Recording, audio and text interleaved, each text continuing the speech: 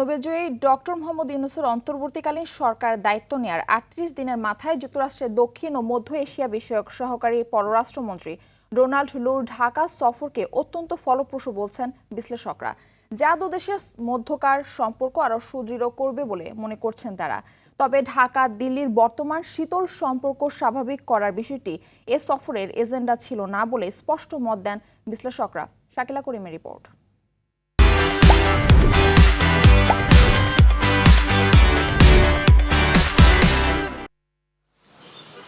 চলতি মাসের ১৪ তারিখ ঢাকা সফরে আসে মার্কিন ট্রেজারি ডিপার্টমেন্টের অ্যাসিস্ট্যান্ট সেক্রেটারি ব্রেন্ট নেইম্যান সহ ৬ সদস্যের প্রতিনিধি দল। দলটির নেতৃত্বে নেইম্যান থাকলেও আলোচনার কেন্দ্রবিন্দুতে ছিলেন যুক্তরাষ্ট্রের দক্ষিণ ও মধ্য এশিয়া বিষয়ক সহকারী পররাষ্ট্রমন্ত্রী ডোনাল্ড লু।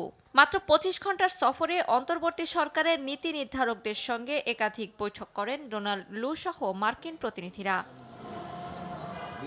রাজনৈতিক মহল থেকে সাধারণ মানুষ সবারই আগ্রহের কেন্দ্রবিন্দুতে ছিলেন ডোনাল্ড লু। নির্বাচন নিয়ে নবগঠিত সরকারের সঙ্গে লুর কোনো আলোচনা না হলেও মার্কিন প্রভাব থাকায় পরবর্তী নির্বাচনের স্বচ্ছতা নিয়ে কোনো সন্দেহ থাকবে না বলে মনে করেন জাহাঙ্গীরনগর বিশ্ববিদ্যালয়ের আন্তর্জাতিক সম্পর্ক বিভাগের অধ্যাপক শাহাব এনাম খান।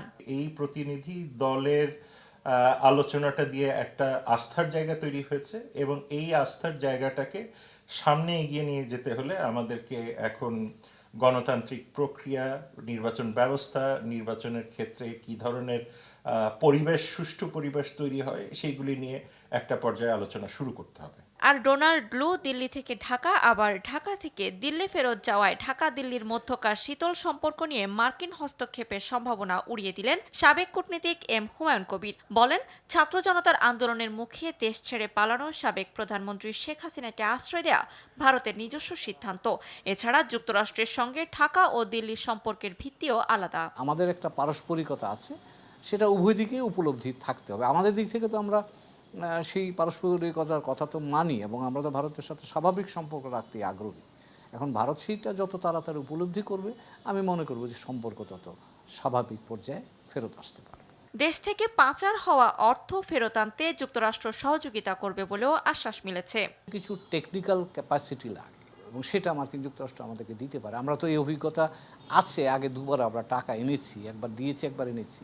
কোর্টের মাধ্যমে এস্টাবলিশ করতে হবে যে টাকা পাচার হয়েছে। কোনো ব্যক্তি যদি সেটা নিয়ে থাকে, সেই ব্যক্তির বিরুদ্ধে আপনাকে পাচারের অভিযোগ প্রমাণ করতে হবে।